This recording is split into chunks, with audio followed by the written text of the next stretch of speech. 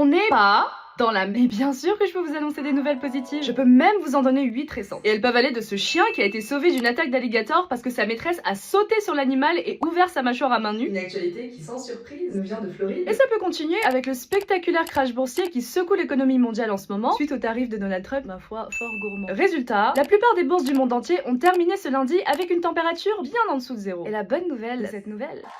La mauvaise nouvelle, aucune dans cette vidéo positive. Maintenant parlons cancer, avec le sourire. Car, le saviez-vous, il est à présent possible de neutraliser une protéine jusqu'alors incurable qui participait à la prolifération du cancer du sein, du cancer des poumons ou encore de la leucémie.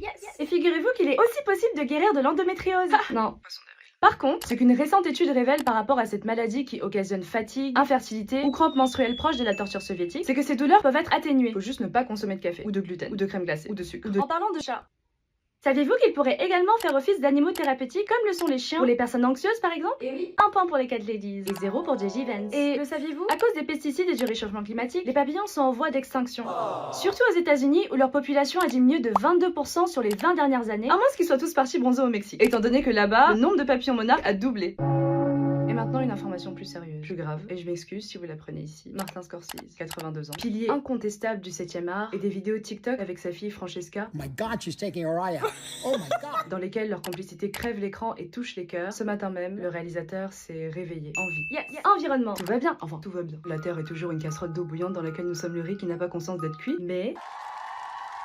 Bon, allez, bonus. La condamnation de Marine Le Pen, symbole de l'extrême droite en France, à une peine de 5 ans d'inéligibilité. Ce qui est une actualité neutre. Mais sur les réseaux sociaux, on est sur un niveau d'euphorie qui est comparable à la sortie de l'iPhone 6 en 2014. Donc bon, voilà, je l'inclus. C'était tout pour les bonnes nouvelles. Ça fait du bien.